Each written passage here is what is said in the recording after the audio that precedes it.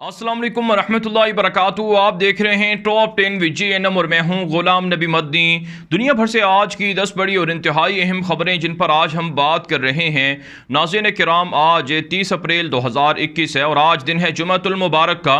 ये top 10 with JNM का दोपहर का बुलेटिन है। खबरों का सिलसिला शुरू कर लेते हैं। जो आज की पहली बड़ी खबर है ये नाज़रीन किराम अफगानिस्तान के मामलात के हवाले से है। अमरीका का फ़ौजी इनखला अफ़गानिस्तान से शुरू है। अमरीका के साथ साथ नेटो ने भी फ़ौजी इनखला तेज़ कर दिए हैं। नाज़रीन काम तकरीबन आधे घंटे में अमरीका के 20 से ज़ायद चिन्योक हेलीकॉप्टर अमरीका के फ़ौजी अड्डों से उड़ान भर चुके हैं और इसी तरह से अमरीका ने अपने ख़तरनाक मिज़ाइल सिस्टम को भी यहाँ से निकालना शुरू कर दिया है। इस हवाले से तुलू मीडिया नेटवर्क की रिपोर्ट है जिसमें कहा जा रहा है कि हेमस सिस्टम को अफ़गानिस्तान से मूव कर दिया गया है और इसी तरह से अफ़गानिस्तान से अमरीका के फ़ौजी इनखला के हवाले से जो बाइडन ने कहा है कि ये लीडरशिप के बयान को वाज़े करता है। हम कमिटमेंट पर पूरा उतर रहे हैं और अफ़गानिस्तान से फ़ौजी इनखला जो हमारे लिए ज़रूरी था उसे कर रहे हैं। नाज़रीन काम वो जो बाइडन जो आज से तकरीबन 2 माह पहले धमकियां दिया करता था कि ट्रंप के दौर में जो एग्रीमेंट हुआ है, मुआहिदा हुआ है, ये दुरुस्त नहीं है, लिहाजा अमरीका अपनी फ़ौज अफ़गानिस्तान से नहीं निकालेगा। अब वो अमरीकी सदर भी अमरीका के फ़ौजी इनखला को अब उसकी तारीफ़ कर रहा है और उसे अपने खाते में डाल रहा है। इसके अलावा नाज़रीन काम एक और ख़बर सामने आ रही है कि अफ़गानिस्तान की फ़ोर्सेस की जानिब से सुबह बल्ख के अंदर ऑपरेशन शुरू किया गया है जिसमें मुतअद्दिद अज़ला को तालिबान के कब्ज़े से आज़ाद करवा लिया गया है। काबुल हुकूमत ये दावा कर रही है। साथ नाज़रीन काम अफ़गानिस्तान की डिफेंस फोर्सेस और डिफेंस मिनिस्ट्री की जानिब से कहा गया है कि अफ़गानिस्तान के अंदर अमरीकी अफवाज के इनखला के बाद तालिबान के ख़िलाफ़ लड़ाई करना ये इनामात के लिए नहीं है, रिवॉर्ड के लिए नहीं है, बल्कि ये ड्यूटी है जिसे सरअंजाम दिया जा रहा है। लेकिन नाज़रीन काम हकीकत यह है कि अफ़गानिस्तान के अंदर तालिबान के हाथों अमरीका के साथ साथ जो काबुल फोर्सेस हैं उनकी भी बहुत बड़ी उनके साथ भी बहुत बुरा सलूक हो रहा है। जो तालिबान की ताज़ा तरीन कार्रवाइयाँ हैं उनमें मज़ीद काबुल फोर्सेस के 26 एहलकारों को हलाक करने का दावा किया जा रहा है और मज़ीद 4 बड़े फ़ौजी अड्डे हैं, फ़ौजी छावनियाँ हैं जिन्हें तालिबान के बकौल उन्हें आज़ाद करवा लिया गया है, उन पर कब्ज़ा कर लिया गया है। साथ साथ काम अफ़गानिस्तान के अंदर जो अमरीकी ओहदेदार थे, अमरीका के कॉन्ट्रैक्टर थे, वो बड़े पैमाने पर करप्शन में मुलव्वस पाए गए हैं। एक अमरीकी शहरी था जो अफ़गानिस्तान के अंदर तकरीबन $100 मिलियन के फ़्रॉड में मुलव्वस पाया गया है। इस हवाले से नाज़रीन काम अभी तो तहकीकात हुई नहीं है। तहकीकात में पता चलेगा कि 20 सालों के अंदर अमरीका ने जो ज़र ख़रीद ग़ुलाम थे उनके ज़रिए से उन्होंने कितनी करप्शन की है और अफ़गानिस्तान के अंदर ख़ुद अमरीकी इस दलदल के अंदर इस हमाम के अंदर कितने नंगे रहे हैं और कितना इस अफ़गानिस्तान से उन्होंने फ़राड के ज़रिए से पैसा कमाया है। आगे बढ़ने को हम जो आज की दूसरी बड़ी खबर है ये नाज़रीन काम पाकिस्तान और जर्मनी के ताल्लुकात के हवाले से है।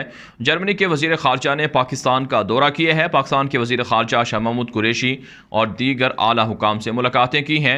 आप जानते हैं 9 साल के बाद पाकिस्तान के वज़ीर ख़ारजा ने जर्मनी का गुज़श्ता हफ्ते दौरा किया था और जर्मनी और पाकिस्तान की कुर्बतों से वाज़े होता है कि पाकिस्तान यूरोप के अंदर अपना असर और रसूख इन्फ्लुएंस बढ़ा रहा है और यूरोप पाकिस्तान पर इन्हिसार कर रहा है।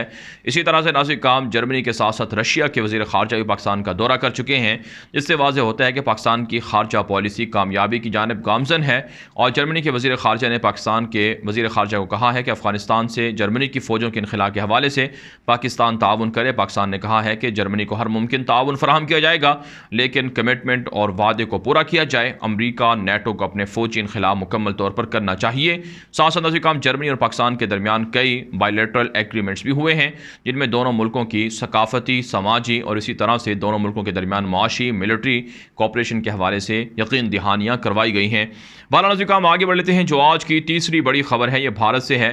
नाज़रीन काम CNN जो अमेरिका का मशहूर मीडिया नेटवर्क है उसने खबर दी है कि भारत के अंदर कोरोना वायरस इस कदर फैल चुका है कि अब बाकायदा मुर्दों को गढ़ों के अंदर डाला जा रहा है।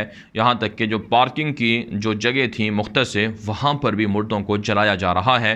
और नाज़रीन काम इस हवाले से एक ख़बर ये भी सामने आई है कि इंडिया को आने वाले दिनों में चंद हफ्तों में 5 लाख ICU बेड्स की ज़रूरत होगी जो भारत के पास मौजूद नहीं है। साथ साथ नाज़रीन काम इंडिया के वज़ीर आज़म नरेंद्र मोदी लोगों को ये कह रहे हैं कि वोटों में हिस्सा डालो, लेकिन दूसरी तरफ से इंडिया के अंदर कोरोना की तबाहकारियाँ जारी हैं जिसका मतलब ये है कि मोदी हुकूमत जानबूझकर इस बहरान का जिम्मेदार है। इसके अलावा नाज़रीन काम फेसबुक पर, ट्विटर और इसी तरह से फेसबुक पर नरेंद्र मोदी के इस्तीफ़े के हवाले से हैशटैग चलाया गया था, लेकिन फेसबुक का दोहरा रवैया देखिए कि जो हैशटैग नरेंद्र मोदी के के इस्तीफे के हवाले से चलाया गया था उसे ब्लॉक कर दिया गया है। इससे पहले नाज़रीन ट्विटर पर भी नरेंद्र मोदी जो अपने मुखालिफ पोस्टें हैं जो हकीकत पर मबनी हैं उनको बंद करवा रही हैं, उनको हटा रही हैं और ज़बरदस्ती लोगों के अकाउंट्स भी मुअत्तल किए जा रहे हैं। यह आज़ादी इजहार राय का डबल स्टैंडर्ड है जो यूरोप की जानब से, मगरब की जानब से अपनाया जा रहा है। नाज़रीन हम आगे बढ़ लेते हैं। जो आज की चौथी बड़ी खबर है यह मकबूजा कश्मीर से है। नाज़रीन मकबूजा कश्मीर के अंदर 200 कश्मीरियों को गिरफ्तार कर लिया गया है। इतला सामने आ रही है कि कश्मीरियों को कोरोना SOPs की वायलेशन करने पर गिरफ्तार किया गया है, लेकिन हकीकत यह है कि कश्मीरियों को कोरोना के नाम पर हिरासा किया जा रहा है, तंग किया जा रहा है। मज़ीद 3 कश्मीरियों को LOC क्रॉस करने के जुर्म में भी गिरफ्तार किया गया है और इसी तरह से नाज़रीन एक खातून को भी मुर्दा हालत में देखा गया है जो भारतीय तशद्दुद से कहा जाता है कि हलाक करवाई गई थी। इसके अलावा नाज़रीन इत्तला सामने आ रही हैं मकबूजा कश्मीर के अंदर भारतीय फ़ौज की मूवमेंट बढ़ चुकी है, मिलिट्री मूवमेंट बढ़ चुकी है और लोगों को मसाजिद के अंदर नमाज जुमा की अदायगी और इसी तरह से तरावी की अदायगी से रोका जा रहा है। आगे बढ़ने को हम जो आज की 5वीं बड़ी खबर है, यह नाज़रीन ईरान और अमेरिका से है। ईरानी वज़ीर ख़ारजा जवाद ज़रीफ़ की एक ऑडियो वायरल हुई थी, लीक हुई थी, जिसमें वो ये कहते हुए दिखाई देते हैं, ये एतराफ़ करते हैं कि शाम के अंदर 200 से ज़ायद ऐसे इसराइल के सीक्रेट ऑपरेशन थे जिनके हवाले से जो साबिक़ अमरीकी वज़ीर ख़ारजा जॉन केरी हैं उन्होंने ईरानी वज़ीर ख़ारजा जवाद ज़रीफ़ को आगाही दी थी। नाज़रीन इस बयान के बाद, इस ऑडियो के बाद अमरीका के अंदर एक बहरान खड़ा हो गया है। आप जानते हैं जॉन केरी ओबामा के दौर में वज़ीर ख़ारजा के ओहदे पर फाइज रहे हैं और अब जो बाइडन की हुकूमत है उसमें वो उनके क्लाइमेट के मुशीर भी हैं। इस हवाले से ख़ुद डेमोक्रेट पार्टी की जो सेनेटर्स हैं उन्होंने 17 सेनेटर्स की तादाद बताई जाती है जिन्होंने जॉन केरी के इस्तीफ़े का मुतालबा किया है कि ये गद्दार हैं जो ईरान को ऑपरेशन के हवाले से आगाही फराहम करते रहे हैं। जिसका मतलब ये है नाज़रीन कि ईरान के अंदर जहाँ जवाद ज़रीफ़ से इस्तीफ़े का मुतालबा हो रहा है, वहीं नाज़रीन अमरीका के वज़ीर ख़ारजा जॉन केरी, जो साबिक़ वज़ीर ख़ारजा थे जॉन केरी, उनसे भी इस्तीफ़े का मुतालबा हो रहा है क्योंकि वो इस वक्त भी जो बाइडन की हुकूमत में क्लाइमेट के मुशीर हैं, बड़े ओहदे पर फाइज हैं। और इसी तरह से नाज़रीन जवाद ज़रीफ़ से भी ईरान के अंदर बड़े पैमाने पर तहक़ीक़ात करने का मुतालबा ज़ोर पकड़ रहा है। इससे वाज़ेह होता है कि अमरीका और ईरान के दरमियान ओबामा दौर में और मौजूदा दौर में अच्छी कुर्बतें रही हैं। नाज़रीन आगे बढ़ लेते हैं। जो आज की छठी बड़ी खबर है ये नाज़रीन इसराइल से है। आप जानते हैं इसराइल का एक मिसाइल सिस्टम है जिसे आयरन डोम के नाम से करार दिया जाता है, आयरन डोम उसका नाम है। इस हवाले से नाज़रीन एक तहलका खेज़ रिपोर्ट नशर हुई है जो इसराइल के अखबारात के अंदर भी, इसराइली मीडिया पर भी और इसी तरह से अल जज़ीरा पर भी ये रिपोर्ट नशर हुई है, जिसमें इसराइली फ़ौजियों ने यह इंकशाफ किया है कि जहाँ जहाँ पर भी वो आयरन डोम से मुंसलिक ड्यूटियाँ सर अंजाम देते रहे हैं वहाँ पर उन्हें कैंसर जैसा ख़तरनाक मूसी मर्ज लाहिक होता रहा है। इसका मतलब ये है कि आयरन डोम इसराइल का जो मिसाइल सिस्टम है ये इस कदर गैर महफूज है कि ये अपने ही फ़ौजियों की ज़िंदगियों के लिए ख़तरा बनता रहा है और अपने ही फ़ौजियों को कैंसर जैसे मूसी मर्ज में मुब्तला करने की वजह बना है। इस हवाले से रिपोर्ट में कहा गया है कि ऐसे दर्जनों फ़ौजी थे जो यहाँ पर ड्यूटियाँ दे रहे थे, जो बहुत से सही भी हो गए और बहुत से अब भी बीमार हैं और बहुत से मारे भी जा चुके हैं। इसका मतलब ये है कि जितने भी ये ख़तरनाक हथियार हैं ये गैर महफूज हैं, बिलखुसूस इसराइली हथियार। नाज़रीन हम आगे बढ़ लेते हैं। जो आज की 7वीं बड़ी खबर है ये सऊदी अरब यमन से है। नाज़रीन ताज़ा खबर सामने आ रही है। सऊदी अरब के वली अहद मोहम्मद बिन सलमान ने अपने एक ताज़ा स्टेटमेंट में कहा है कि अगर हूसी सऊदी अरब के ख़िलाफ़ हमले बंद कर दें तो हूसियों को जो मुआशी सपोर्ट है वो सऊदी अरब फराहम कर सकता है। हूसियों के साथ सऊदी अरब ताल्लुकात बनाना चाहता है और इस हवाले से सीज़ फायर की ऑफ़र भी कर चुका है।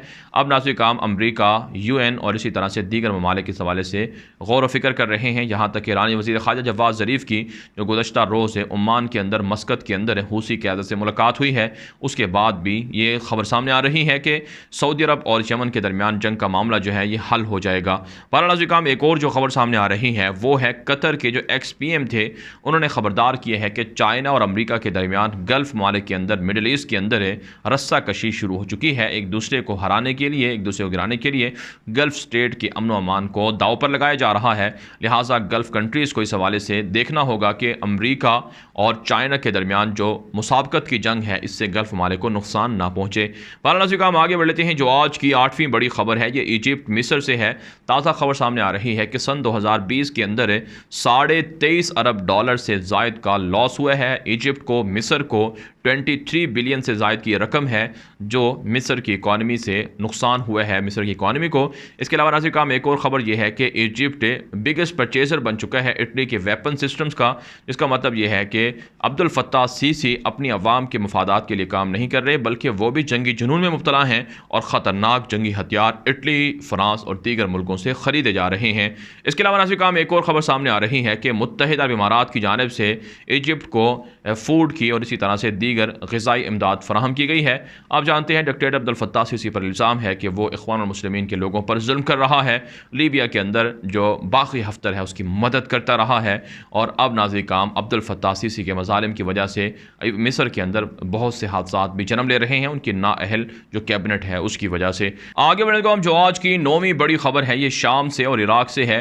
नाज़रीन काम बशार अल असद दरिंदे की जानिब से मसनूई इंतखाबात शाम के अंदर करवाए जा रहे हैं और इसके लिए जो फ्रेंडली कंट्रीज़ हैं उनके जो मंदूबीन हैं उनको भी इनवाइट किया गया है ताकि वो शाम के अंदर होने वाले इलेक्शन का मुआयना कर सकें।